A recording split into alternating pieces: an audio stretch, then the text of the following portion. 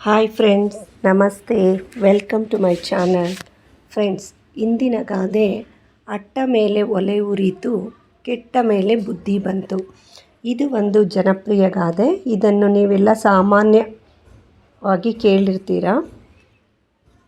ಜೀವನದಲ್ಲಿ ಬುದ್ಧಿ ಬರಲು ಅನುಭವ ಅತಿ ಮುಖ್ಯ ಅಂತ ಹೇಳ್ತಾರೆ.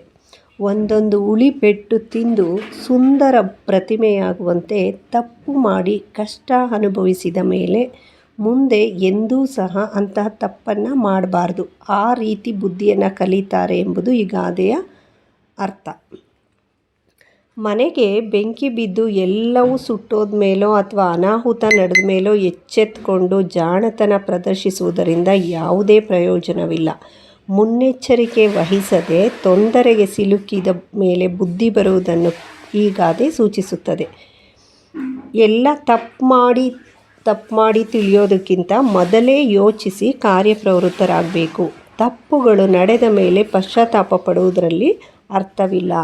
ಸಾಮಾನ್ಯವಾಗಿ ಎಲ್ಲರೂ ಏನಾದರೂ ಒಂದು ತಪ್ಪು ಮಾಡಿ ಸಿಗಾಕೊಂಡ್ಮೇಲೆ ಅದರಿಂದ ಬುದ್ಧಿ ಕಲಿತಾರೆ. ಬಟ್ ಪ್ರತಿ ಟೈಮು ಆ ರೀತಿ ತಪ್ಪು ಮಾಡೇ ಬುದ್ಧಿ ಕಲಿಬೇಕು ಅಂತ ಏನೂ ಇಲ್ಲ. ಅದಕ್ಕೆ ಹೇಳೋದು ಇದಕ್ಕೆ ಇನ್ನೊಂದು ಮಿಂಚಿ ಹೋದ ಕಾಲಕ್ಕೆ ಚಿಂತಿಸಿ ಫಲವಿಲ್ಲ ಅಂತ. ಎಲ್ಲ ಟೈಮು ತಪ್ಪು ನಡೆದ ಮೇಲೆ ಬುದ್ಧಿ ಬರುತ್ತೆ ಅಂತಲೇ ಹೇಳೋಕ್ಕಾಗಲ್ಲ. ತಪ್ಪು ನಡೆದೋದ್ಮೇಲೆ ಅದು ತಪ್ಪೇ.